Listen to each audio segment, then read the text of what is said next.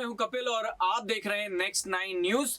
बात करी जाए अगर 2024 के लोकसभा चुनाव को लेकर तो ये कहा जा रहा है कि राहुल गांधी अब तगड़ी चुनौती मोदी सरकार को देते हुए नजर आ रहे हैं और तमाम तरह के सर्वे इस ओर इशारा कर रहे हैं कि सरकार की लोकप्रियता में अगर जो है वो घटाव देखने को मिला है, यानी कि कमी देखने को मिली है, तो राहुल गांधी की पॉपुलैरिटी में लगातार इजाफा होता जा रहा है। लेकिन सवाल ये है कि क्या ये इजाफा कांग्रेस की सीटों में भी होगा या फिर यूपीए की अगर बात करी जाए तो इस गठबंधन को बड़ी बढ़त राहुल गांधी दिला पाएंगे या नहीं। इसी को लेकर एक बार फिर एक और चौंकाने वाला सर्वे सामने आया है। इसमें क्या कुछ कहा गया है जरा आपको दिखा देते हैं। सबसे पहले आपको बता दें कि लोकसभा चुनाव में प्रधानमंत्री नरेंद्र मोदी के नेतृत्व में बीजेपी तीसरी बार सरकार बनाने की रणनीति बना रही है, तो 2014 से केंद्र की सत्ता से बाहर हो चुकी कांग्रेस सत्ता में वापसी के लिए लगातार जी तोड़ कोशिश कर रही है। राहुल गांधी की अगुवाई में पूरे देश भर में भारत जोड़ो यात्रा निकाली जाती है और 2 दशक बाद गांधी परिवार के बाहर का पार्टी का अध्यक्ष जो है वो भी बनता हुआ नजर आता है। सीधे तौर पर हम मल्लिकार्जुन खड़गे की तरफ इशारा कर रहे हैं। बीते 6 महीने में कांग्रेस में बड़े परिवर्तन वाली घटनाएं कही जा सकती हैं। इन सब का असर क्या 2024 पर पड़ेगा, ये देखना लाजमी होगा। इस बीच लोकसभा चुनाव को लेकर एक और सर्वे सामने आया है जिसके नतीजे कांग्रेस का मनोबल बढ़ाने वाले हैं और कहीं ना कहीं विपक्ष के लिए भी ये साफ तौर पर बड़ी बात होगी। सर्वे के नतीजे पर गौर करें तो पिछले 6 महीने में यूपीए गठबंधन को 50 सीटों का फायदा हुआ है। हाल ही में ये सर्वे सी वोटर और इंडिया टुडे की तरफ से मिलकर किया गया है, लेकिन इसके नतीजों को समझने के लिए 6 महीने पहले हुए एक दूसरे सर्वे से इसकी तुलना करनी पड़ेगी। दूसरा जो सर्वे था वो अगस्त 2022 में टाइम्स नाउ की तरफ से किया गया था। टाइम्स नाउ के सर्वे के मुताबिक तब लोकसभा चुनाव में यूपीए को 118 से 132 सीटें मिलने का अनुमान लगाया गया था। इसी सर्वे में बीजेपी के नेतृत्व वाली एनडीए को 292 से 312 सीटें मिलती हुई दिखाई दी गई थी। इसके अलावा टीएमसी की अगर बात करी जाए तो 27 से 31,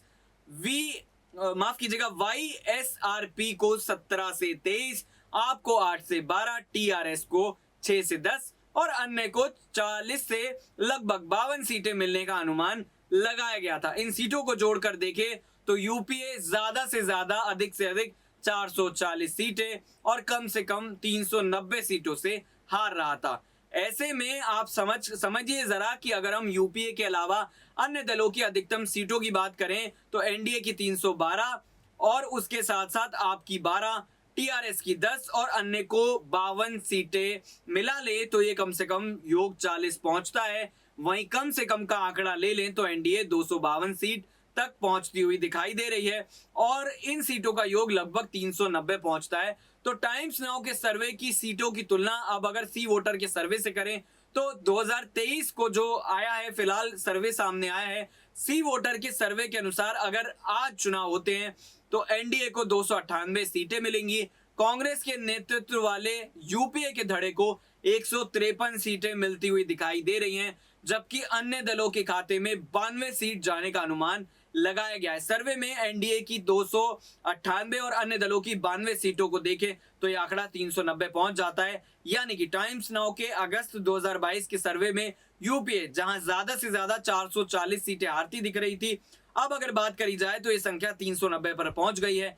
यानी कि कांग्रेस को 6 महीने में 50 सीटों का बड़ा फायदा हुआ है। तो यहां पर यह देखने वाली बात होगी कि क्या वाकई में कांग्रेस को जिस तरीके से बड़ा फायदा यहां होता हुआ दिखाई दे रहा है, भारत जोड़ो यात्रा ने कांग्रेस के लिए इतना बड़ा इंपैक्ट डाला है। ना सिर्फ कांग्रेस के लिए बल्कि जो यूपीए का गठबंधन है उसमें अगर माना जाए तो ये कहा जा सकता है कि अब अगर 50 सीटों में इजाफा हुआ है तो क्या आने वाले 6 और महीनों में 100 सीटों का इजाफा होगा। क्या 200 के आसपास जो यूपीए का घटक है वो पहुंच पाएगा, क्योंकि एनडीए की अगर बात करी जाए तो लगातार ये सर्वे दिखा रहे हैं कि सरकार साफ तौर पर बीजेपी की बन रही है, लेकिन चुनौती बीजेपी के लिए भी आसान नहीं होगी, क्योंकि धारा 370 से लेकर राम मंदिर के ऐसे मुद्दे हैं जिनको लेकर कहीं ना कहीं बीजेपी को भरोसा था कि इन मुद्दों पर तो जनता वोट दे ही देगी।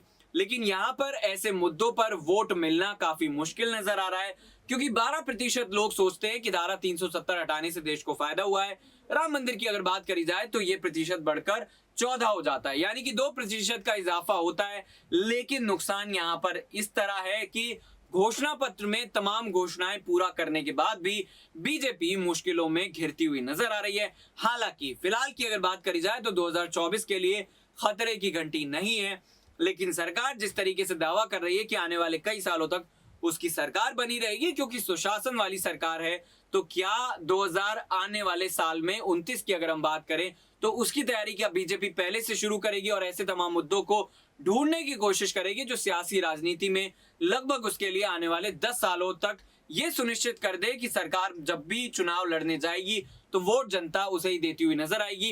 क्योंकि आम आदमी पार्टी जो है वो दिल्ली में आई, उसने ये दिखाया कि मुद्दों की राजनीति अगर होगी तो जनता उसे ही वोट देगी। और जिस तरीके से लगातार हम देखते थे कि धर्म की राजनीति, जातिगत राजनीति होती थी, उसको लेकर कहीं ना कहीं ये राजनीति अब कमजोर पड़ती हुई नजर आ रही है। तो क्या माना जाए कि राहुल गांधी में जिस की छवि में जिस तरीके से इजाफा हुआ है, मल्लिकार्जुन खड़गे का जो दांव था वो बड़ा दांव कहीं ना कहीं सफल साबित हो रहा है। लेकिन राज्य की अगर सरकारों की बात करी जाए तो राजस्थान पर मल्लिकार्जुन खड़गे कोई बड़ा फैसला नहीं ले पा रहे हैं। क्या ये उनके लिए एक बड़ी सिरदर्दी साबित हो सकता है? तमाम ऐसे सवाल है जो कांग्रेस से ही पूछे जा रहे हैं, क्योंकि सत्ता में नहीं है और सत्ता में जब नहीं होते हैं तो सरकार से सवाल पूछे जाते हैं। अगर मान लीजिए कि मोदी सरकार सत्ता से हट जाती है तो सवाल उससे भी किए जाएंगे, लेकिन इतनी ज्यादा कमजोर फिलहाल बीजेपी नजर नहीं आ रही है। इन्हीं तमाम सवालों के साथ हम आपको छोड़े जा रहे हैं, लेकिन एक और आपको खास वीडियो दिखाएंगे जिसके जरिए आपको बेहतर मदद मिलेगी कि राहुल गांधी जिस तरीके से आक्रामक नजर आ रहे हैं, क्या आने वाले वक्त में छवि न सिर्फ कांग्रेस की बदलेगी बल्कि यूपीए भी बीजेपी को हरा पाएगा। देखिए जरा। देखिए काफी सालों से मैं बोल रहा हूँ। अच्छा बोलूं? काफी सालों से मैं बोल रहा हूँ सरकार के बारे में कि हम दो हमारे दो। सरकार नहीं चाहती और सरकार डरी हुई है कि पार्लियामेंट में अदानी जी के बारे में डिस्कशन हो जाए, मगर सरकार को डिस्कशन अलाउ करना चाहिए। आप देखना पूरी कोशिश होगी, और ये सरकार नहीं, मोदी जी पूरी कोशिश करेंगे कि पार्लियामेंट में अदानी जी का डिस्कशन ना हो जाए। उसका कारण आप जानते हैं। तो पूरी कोशिश होगी कि अदानी जी पे डिस्कशन ना हो। मैं अब 2-3 साल से ये मुद्दा उठा रहा हूं और मैं चाहता हूं कि इस पे डिस्कशन हो और दूध का दूध, पानी का पानी हो जाए। जो